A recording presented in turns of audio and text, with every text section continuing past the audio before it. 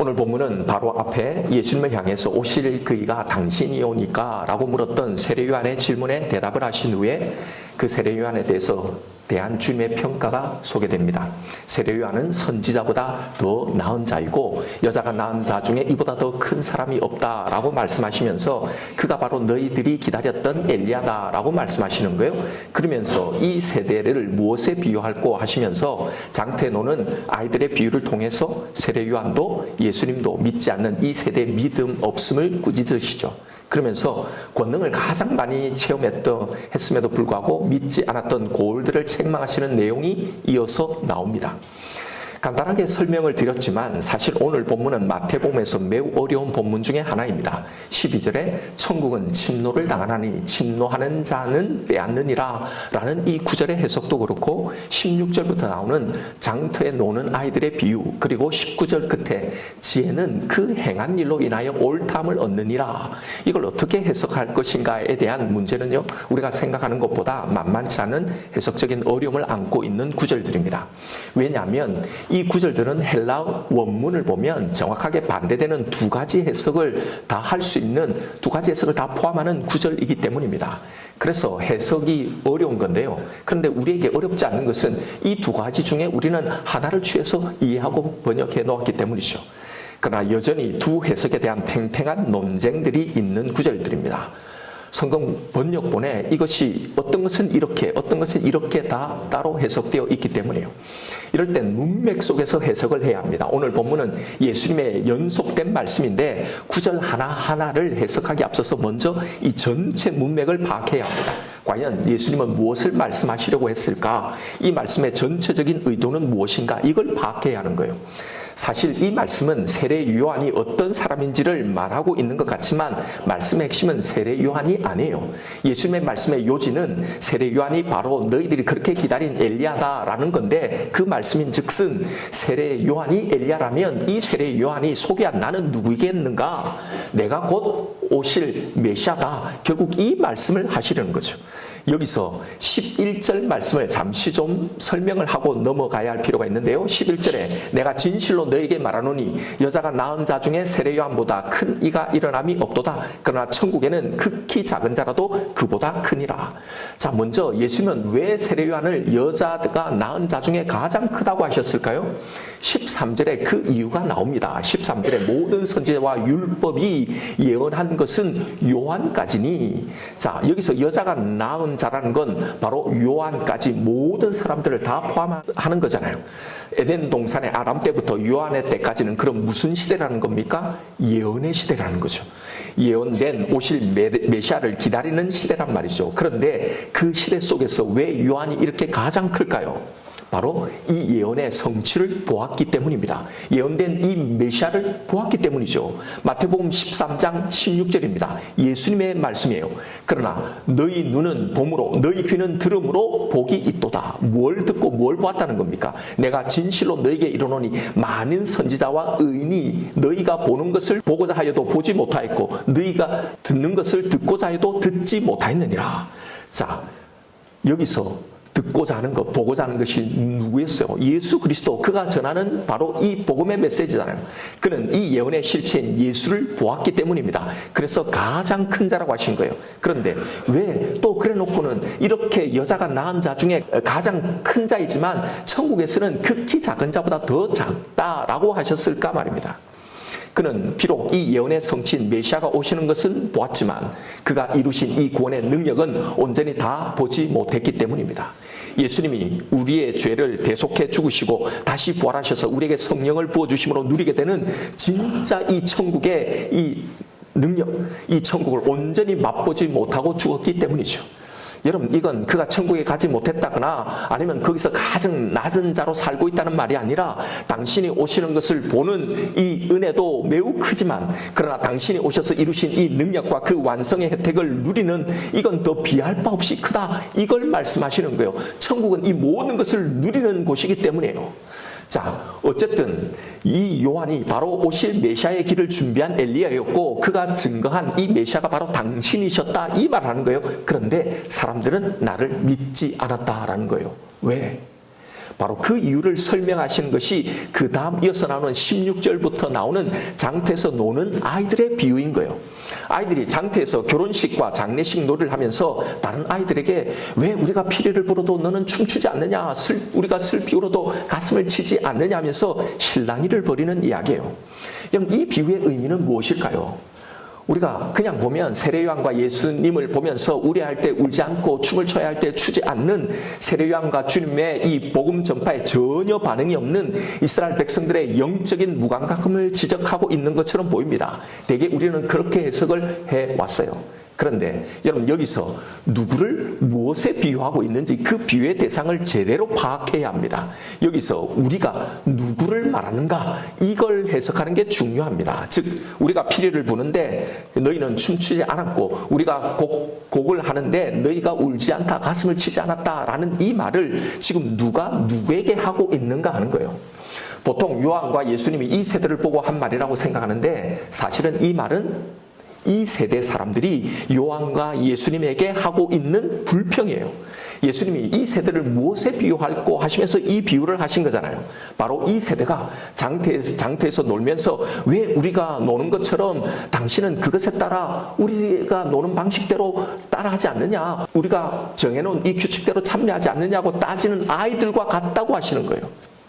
우리가 피리를 불면 요한 너는 춤을 춰야 되는 거고, 우리가 슬피 울면 예수 너는 가슴을 쳐야 하는 것 아니냐라는 거죠. 왜 우리의 계획과 우리가 짜놓은 이 기획, 이 기대대로 따라주지 않느냐고 불평을 한다는 겁니다.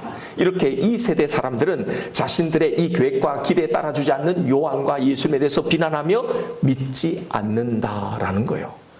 예수님은 이 비유를 통해서 왜 이 세대가 예수님 자신을 믿지 않는지 그 이유를 설명하고 계신 겁니다. 그 이유는 예수님이 자신들이 기대했던 메시아와는 너무나 다르기 때문이죠. 자신들이 기뻐하는 것에 기뻐하지 않고 자기들이 우는 것에 울지 않기 때문입니다. 자기들의 관심이 뭐였습니까? 로마로부터의 독립이나 다윗의 혈통이 아닌데도 우리의 왕이 되어서 우리를 다스리고 있는 이 헤롯의 축출을, 이것이 관심이었는데 자신들이 바라고 원하는 것에 대해서는 아무것도 해주지 않기 때문에 그렇게 기다리고 기다렸던 메시아가 왔음에도 믿지 않더라는 겁니다. 이유는 자신의 기대와 다른 메시아, 바로 이거였던 거예요. 여러분, 이 세대의 사람들 속에 우리도, 이 시대의 사람인 우리도 다 포함되어 있는 것 아닙니까? 어느 시대를 막론하고 각 세대 사람들에게 복음이 무시당하고 조롱당하는 이유는 바로 이겁니다. 우리가 믿으려고 하는 이 복음이 세상이 목숨 걸고 관심을 가지는 이것에는 도무지 관심을 두지 않기 때문이죠. 한마디로 가치관이 완전히 다르기 때문입니다. 세상은 그래서 복음에 대해 적대적인 거예요. 그래서 12절에 세례 요한의 때부터 지금까지 천국은 침노를 당하나니 침노하는 자는 빼앗느니라 라고 번역된 이 말씀은요, 사실 오늘 예수님의 이 논지에서 새롭게 이해되어지고 새롭게 번역되어야 할 구절입니다. 여기서 문제가 되는 게 바로 이 천국은 침노를 당한다라는 이 말의 의미인데요. 그런데 여러분 가만히 보십시오. 이 말이 여러분 얼른 이해가 되나요? 얼른 이해가 안 되기도 하고 좀 이상하기도 하잖아요. 아니, 어떻게 천국이 침노를 당할 수 있는가 하는 거죠. 왜냐하면 침노를 당한다는 이 말의 원의 뜻은요, 이 침노라는 말은 폭행당한다라는 뜻이거든요. 아니, 천국이 어떻게 폭행을 당할 수 있는가라는 거죠. 그래서 이걸 침노당한다라는 이 수동태가 아닌 능동의 의미를 가진 중간태로 이걸 해석을 해놓은 거예요. 천국은 힘이 있어서 힘있게 전진해 가고 있다라는 이 말로 말이죠. 그래서 이렇게 번역을 해요. 요한의 때부터 지금까지 천국은 힘있게 전진해 가고 있다. 그러니 힘이 있게 나아가는 자가 이 천국을 차지한다. 이런 의미로 해석을 해요. 여러분, 영어 성경에도 이것이 반반이에요, 번역이. 우리 한글 성경에도 반반이 나와 있어요. 여러분, 그런데 이 번역의 문제는 뭐냐? 이 번역의 문제는 오해 소지가 너무 많다는 겁니다. 비록 이 번역을 취한 학자들의 의도는 아니겠지만 이 침노하다는 이 말을 이렇게 번역하기에 그 다음 말이 문제가 돼요. 천국은 이렇게 힘있게 나아가는 자들이 차지하게 된다라는 말을 다 오해해서 적용하는 겁니다. 그래서 우리는 이 말씀을 우리가 열심히 해서 이 천국을 차지해야 한다라는 걸로 배웠단 말이죠. 천국은 침노하는 자가 차지한다고 했으니까 말입니다. 그래서 우리 하기의 나름에 따라서 우리가 얼마나 열심히, 우리가 얼마나 간절했느냐에 따라서 이 천국을 차지하는 게 다 다르다는 거예요. 그러니까 열심을 내는 자가 더 많이 차지할 수 있다라는 거예요. 문제는 이게 다 기복적인 신앙을 조장하는 재료로 사용되었단 말입니다. 목사들에 의해서요, 부흥사들에 의해서요.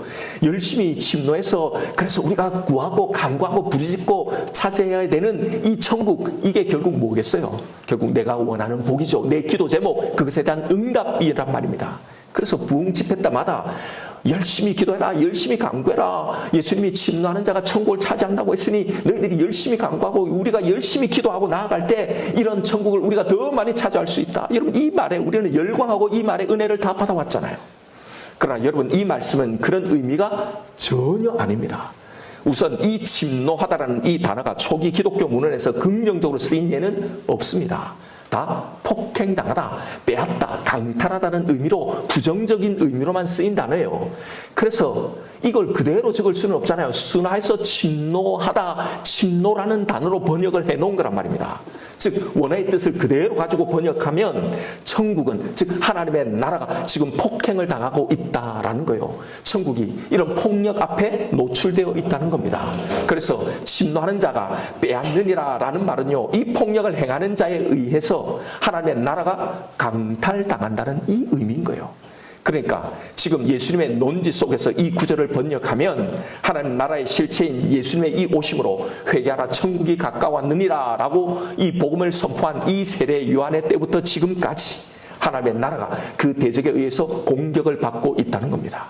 그래서 하나님의 나라를 공격하는 그 대적들이 그 나라에 속한 자들에게 다양한 고통을 주고 있다는 의미입니다.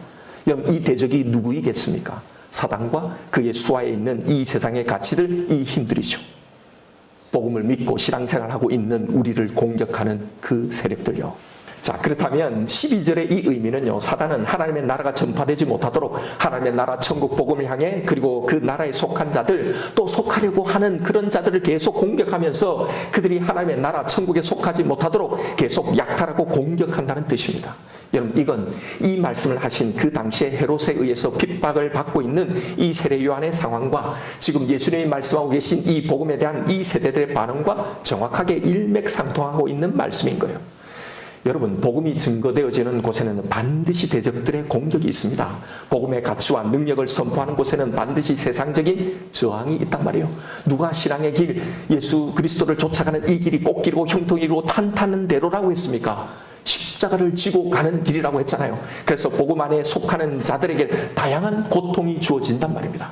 오늘날 우리에게는 이 당시와 같은 이런 물리적인 박해보다는 훨씬 더 심적이고 영적인 박해와 공격들이 있는 거예요.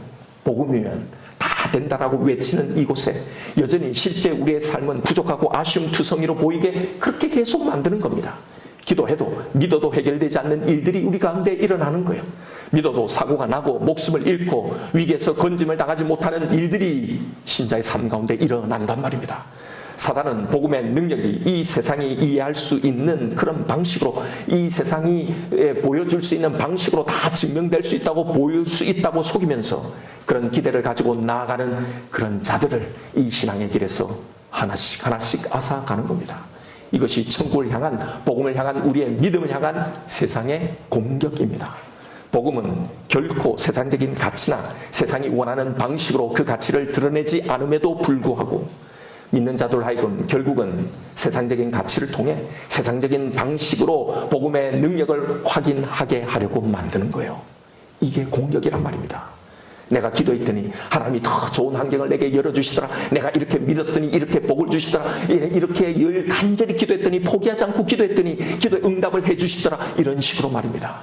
그래서 세상적인 복을 위해 기도하고 그걸 위해서만 믿게 만드는 겁니다. 결국은 예수 그리스도를 믿고 하나님을 믿는 것 같지만 다 이거예요. 내가 원하는 것, 이걸 위해서. 이렇게 믿는 자들에게 대적들은 하나님의 나라를, 복음의 능력을 강탈해 나가는 겁니다. 이것뿐이 아니죠. 우리가 가지는 이 구원의 확신, 나의 어떠함에도 예수 그리스도 안에 있는 자는 무죄하다는 이 선언을 계속 빼앗아가는 거예요. 우리의 정죄감과 죄책감으로요. 이런 거란 말입니다. 여러분, 오늘 말씀의 1차적인 대상은 믿지 않는 자가 아니에요. 7절에 보면 저희가 떠나매 예수께서 무리에게 요한에 대하여 말씀하시되 너희가 무엇을 보려고 나갔더냐? 바람에 흔들리는 갈대냐? 여기서 예수님께서 이 말씀을 들려주셨던 이 무리가 누군지를 보십시오. 예수께 모였던 자들이에요. 이들은 광야에 선지자를 보려고 나갔던 자들이란 말입니다. 그래도 나름 거룩하고 영적인 것을 추구하는 자들이었어요. 오늘 우리 시대로 말하면 주일마다 꼬박꼬박 교회에 참석하는 자들이었단 말입니다. 그런데 그들이 지금 예수님에 대해서 긴가민가 하는 겁니다. 왜요? 자신들의 기대와는 너무나 다르기 때문입니다. 오늘 말씀은 바로 이런 이들을 향해 주시는 말씀입니다. 세상의 공격 그 한가운데 복음의 능력에 대해서 고민하고 갈등하고 때로는 약간의 의구심을 품기도 하고 품기도 하는 이 시대에 믿는 자들인 우리요, 내가 믿고 있는 이 천국의 복음이 이렇게 공격을 받고 이 사단의 공격으로 인해서 내 안에 있는 이 복음의 능력을 조금씩 강탈당하고 있는 우리에게 하시는 말씀이란 말입니다. 그래서 20절부터 나오는 회개치 않는 이 도시들에 대한 책망을 우리는 다시 위에서 묵상해야 합니다. 20절에 예수께서 권능을 가장 많이 베푸신 고을들이 회개하지 아니하므로 그때 책망하시더니, 여러분 여기에 보면 권능을 가장 많이 행하신 고을들이 회개하지 아니한 것에 대해서 책망하십니다. 여러분 이건 단순히 아니 그렇게 권능을 많이 경험하고도 믿지 않다니 어떻게 이렇게 이럴 수 있는가, 믿지 않는 자들에 대한 책망이라고 생각하면 안 됩니다. 예수님은 대표적인 도시들로 고라신과 베세다와 가버나움을 언급하시는데요, 예수님의 말씀처럼 이 도시들에서 많은 권능을 행하셨어요. 우리가 앞에서 8장 9장에서 살펴본 대부분의 기적들, 그리고 그 외에 소개되지 않은 많은 기적들이 다 이곳에서 행하셨단 말입니다. 그런데 사실 이들은 예수님께 무관심한 사람들이 아니었습니다. 예수님을 보기 위해서 예수님께 나왔던 자들입니다. 예수님이 가시는 곳마다 따라다녔던 자들이에요. 그들은 예수님에게 정말 열광했습니다. 가버나움에서는 무슨 일이 있었습니까? 너무 많은 사람들이 예수님을 보기 위해서 모여서 문 앞까지 가득 차서 그래서 지붕을 뚫고 병자를 내리기도 했잖아요. 9장 8절을 한번 보십시오. 이렇게 많이 모였던 사람들이 예수님의 권능을 보고 보인 반응이에요. 무리가 보고 두려워요. 이런 권능을 사람에게 주신 하나님께 영광을 돌립니다. 이런 일들은 여기만 있었던 게 아니라 예수님의 이 권능을 행하실 때마다 다 일어났던 일입니다. 그걸 보면서 다 이렇게 열광했던 거예요. 그런데 예수님은 그들이 이 권능을 보고도 회개하지 않았다고, 믿지 않았다고 책망하신 겁니다. 여러분 예수님의 이 말씀에 대해 이 말씀에는 매우 중요한 지적이 담겨 있어요.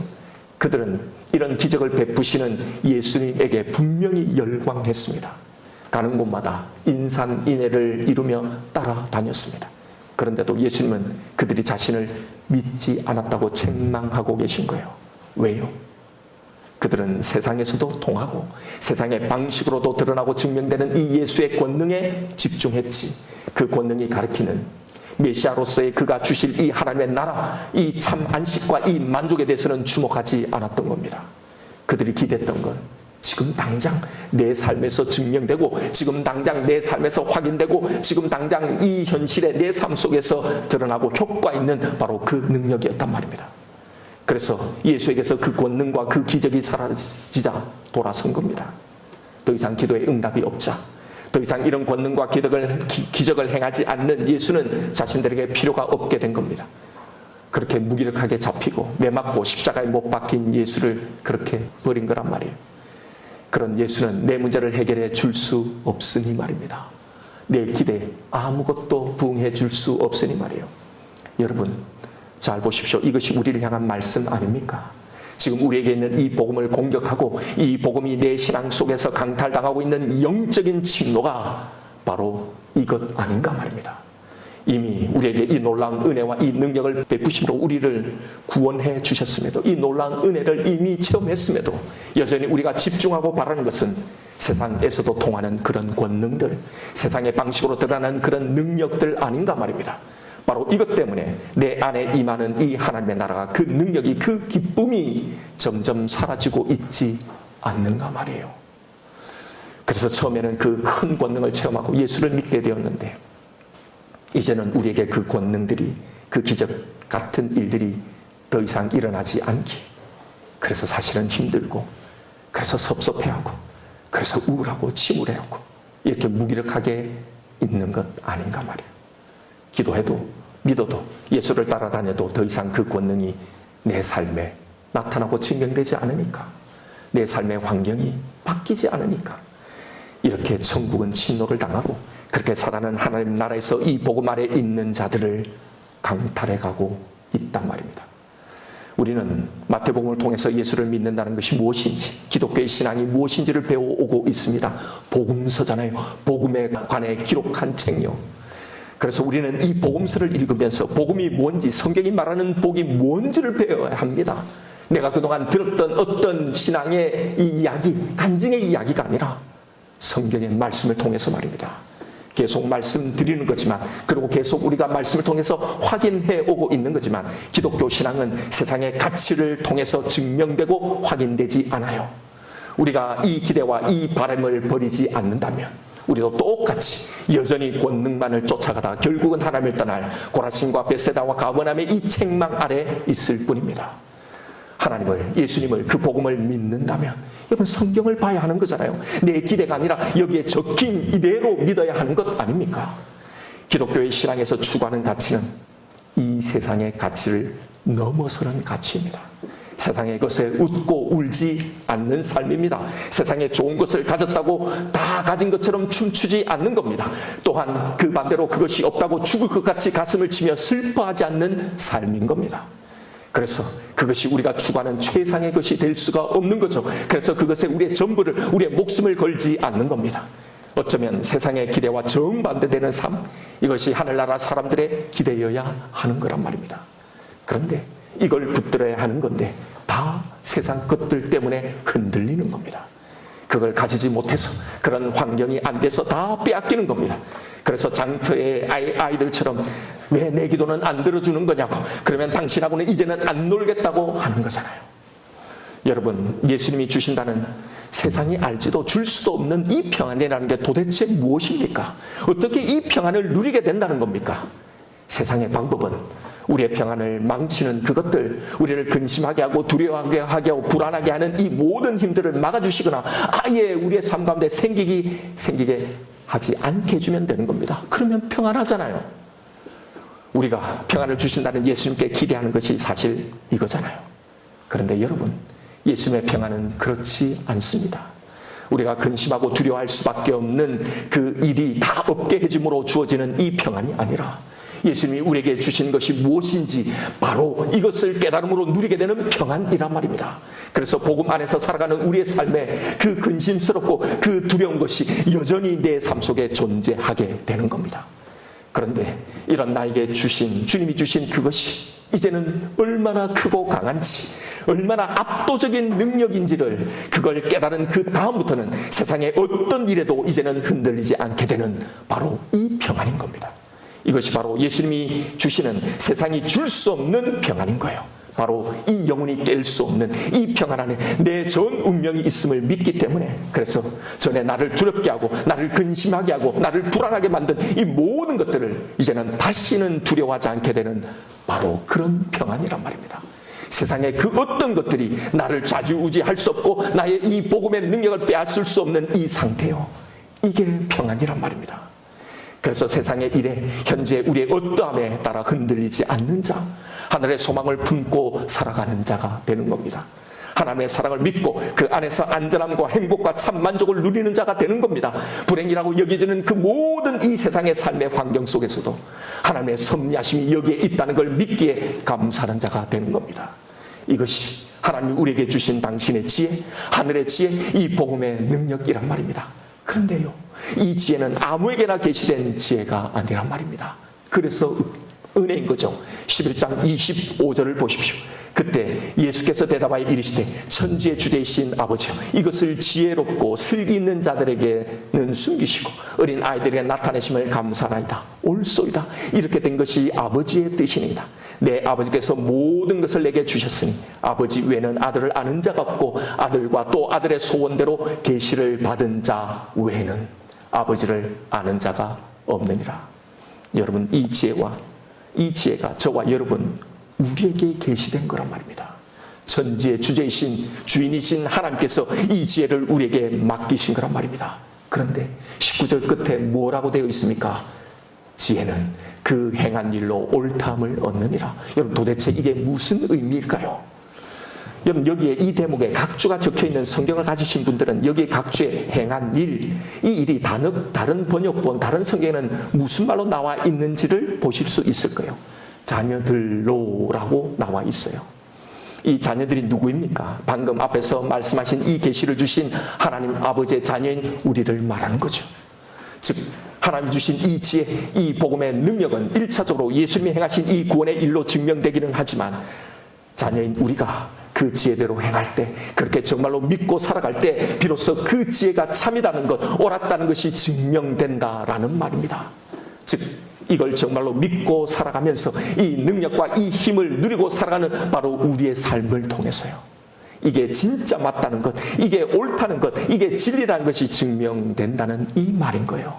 왜냐하면 정말로 우리가 그렇게 살아갈 때 이 능력과 이 힘을 진짜 누릴 수 있기 때문이에요. 우리가 그럴 때 진짜 이걸 누렸잖아요.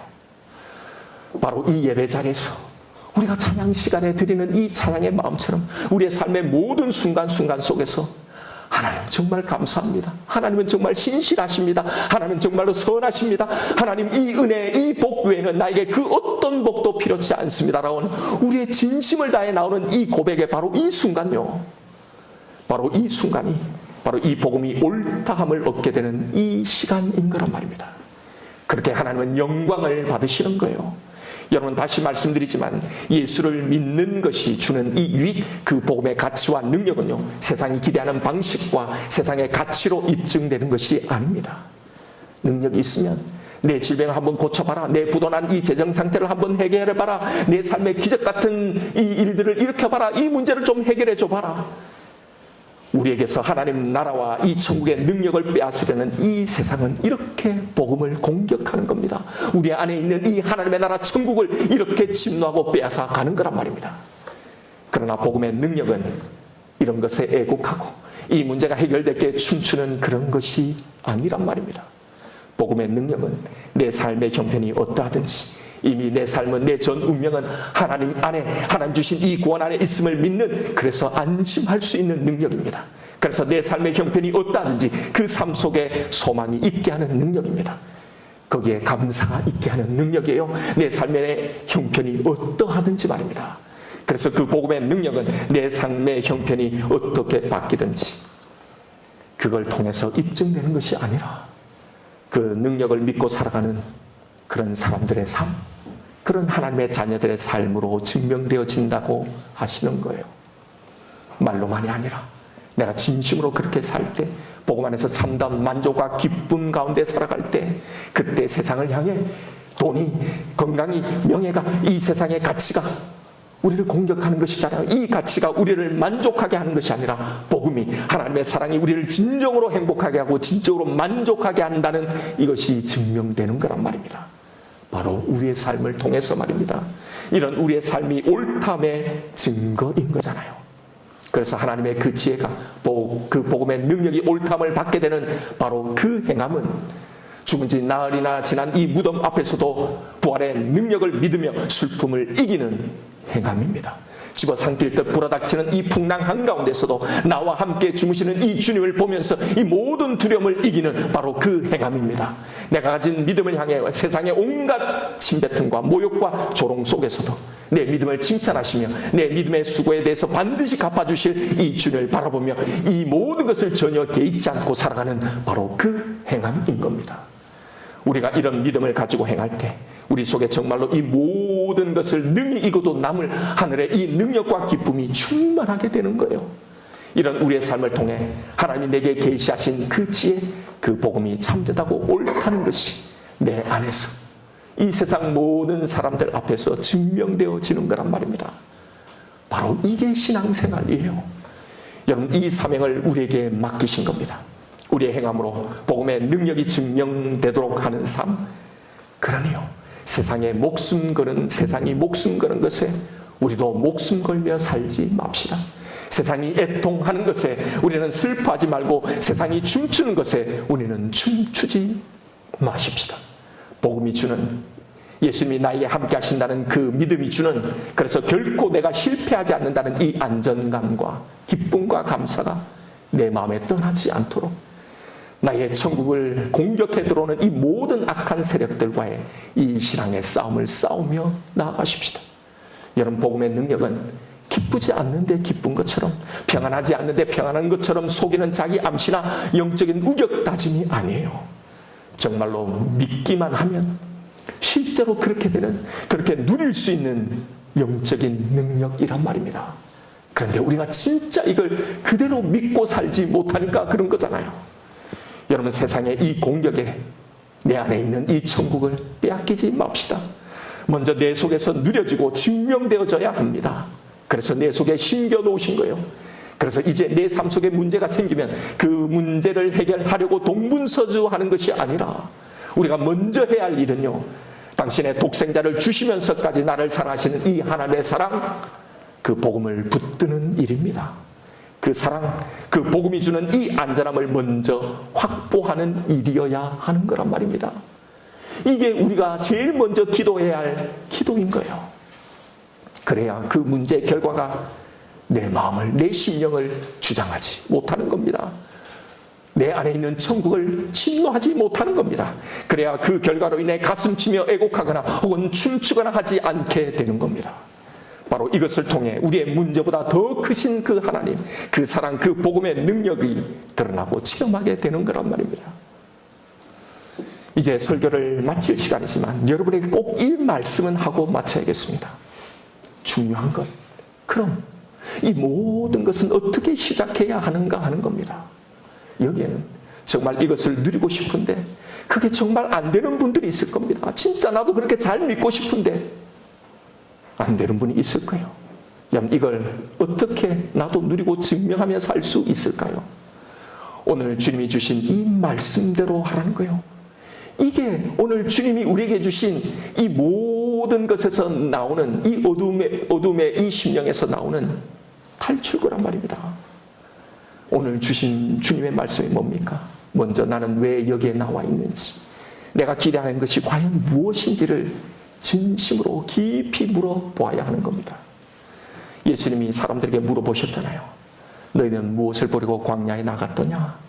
예수님은 이 광야에서 너희를 기다리는 건, 너희가 정말 만나야 할 건 선지자라고 하신 겁니다. 여러분, 선지자가 뭐하는 사람입니까? 죄를 지적하고 회개하고 돌이키는 사람입니다. 다른 사람은 다 안 나오는데 너는 이 광야까지 나왔으니 참 잘했다. 너는 하나님의 축복을 받을 자격이 있다라고 할 줄 알았는데 그걸 기대했는데 오히려 죄인이라고 하는 겁니다. 회개하지 않으면 심판이 있을 거라고 하는 겁니다.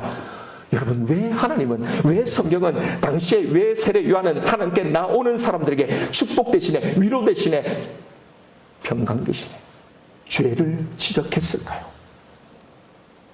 우리가 어떤 존재인지를 알아야만이 우리에게 무엇이 진짜 필요한지를 알기 때문입니다. 내가 죽을 병에 걸린 환자인지를 알아야 그제서야 이 의사가 간절한 거고 이 의사를 찾게 되는 겁니다. 나를 살릴 의사가 누구인지 말입니다. 내가 영원한 저주 아래 있는 자라는 이 사실을 알아야 이 세상의 삶, 이게 문제가 아니라 나를 구원해 주실 이 메시아를 그렇게 고대하게 된단 말입니다. 교회에 출석하는데도 오래 그렇게 신앙생활하고 말씀을 듣고 설교를 듣는데도 도무지 성경이 설교가 무슨 말인지 아직 이해가 안 되는 분들은 이게 안 돼서 그런 거예요. 이걸 알아야, 이게 인정이 돼야, 그래야 내가 받은 이 은혜의 가치를 알게 되는 건데, 무슨 말을 하고 있는지를 알게 되는 건데, 이게 안 되면 복음이 진입이 안 되는 거예요. 이것이 복음이 우리 속 안에 진입할 수 있는 통로인 거예요. 계속 이걸 확인해 오지 않았습니까? 그래서 성경은 제일 먼저 복음의 선포는 우리가 어떤 존재인지를 선포하는 거라고요. 이게 돼야 나를 위해 십자가를 지신 예수 그리스도가 나에게 가장 큰 복이고 이미 구원받은 이 영혼의 문제를, 이 영원한 문제를 해결받은 내 삶은 이미 이 축복 속에 있다는 걸 알게 되는 겁니다. 그걸 알게 된 자만이 성경이 말하는 이 참된 복, 이 참된 만족, 이 복을 누리며 살 수 있기 때문입니다. 지금 좀 부족해도, 지금 좀 어려워도 이것이 내 운명을 결정지을 수 없음을 참으로 믿기 때문에 어떤 상황 가운데, 내가 만나는 어떤 결과 가운데서도 하나님의 이 사랑을 믿기 때문에 기뻐하며 살아갈 수 있는 겁니다. 이게 세상이 줄 수 없는 축복, 세상이 감당하지 못할 사람으로 살아가는 거란 말입니다. 바로 이 이유 때문에 하나님은 부드러운 옷을 입은 사람을 기대하고 나온 우리에게 선지자를 보내시는 겁니다. 여러분, 이 말을 알아들어야 합니다. 이걸 알지 못하는데도 그저 여러분이 듣기 좋고 알기 쉬운 이야기를 하는 건 교회가 할 일이 아닙니다. 이렇게 하면 하나님이 나를 도와주실 거고, 이렇게 하면 너의 어려움이 없게 될 거고, 이런 문제가 해결될 거라고, 이렇게 하면 하나님이 응답을 잘 해주실 거라고, 이렇게 하면 전능하신 그 하나님의 전능이 내 삶 가운데 확인되고 증명될 거라는 이 말은요, 여러분 참으로 듣기 좋고 누구나 다 알아먹을 말입니다. 이건 세상 모든 사람들이 다 알아먹는 이야기니까요. 그런데 성경은, 교회는 이런 이야기를 하는 곳이 아닙니다. 그게 하나님이 주신 계시가 아니기 때문이에요. 교회는 선지자여야 합니다. 우리가 어떤 존재인지를 선포하는 선지자여야 하는 겁니다. 바로 그 선포를 통해 복음은 진입하게 되는 겁니다. 설교라는 건요, 앞으로 썩어가는 우리의 폐부에 발라주는 빨간 약이어서는 안 됩니다. 이제 곧 나을 거라고, 곧 괜찮아질 거라고 걱정하지 말라고 속이는 빨간 약 말입니다. 아프지만 우리의 폐부를 찢고 그 속에서 나를 죽이는 이 암덩이를 꺼내 제거하는 이 수술이 있어야 살 수 있는 거잖아요. 진짜 나를 살게 하는 것이 무엇인지, 진짜 복이 뭔지, 진짜 내가 들어야 할 이 복음이 무엇인지를 분별해야 하는 겁니다. 우리는 지금 이 땅에서 당하는 이 고통, 이게 문제가 아니라 죽으면 영원한 고통과 저주 안에서 영원한 시간을 보내야 하는 죄인인 겁니다. 여기서 우리가 벗어날 능력이 있습니까? 이 구원을 받을 자격이 없는 존재란 말입니다. 그런데 뭐가 더 중요하다는 겁니까? 무엇에 목숨을 거는 거단 말입니다. 뭘 해결해야 된다는 건가 말입니다. 그래서 여러분, 우리에게 이 지혜, 이 해법이 가장 필요한 거란 말입니다. 아니, 이것만 있으면 되는 거란 말입니다. 내가 뭘 보려고, 뭘 기대하고 광야에 하나님 앞에 이 기도의 자리에, 이 예배 자리에, 이 신앙의 자리를 걷고 있는지를 물으시는 그 이유가, 그리고 우리가 이걸 늘 점검해야 하는 이유가 바로 이거란 말입니다.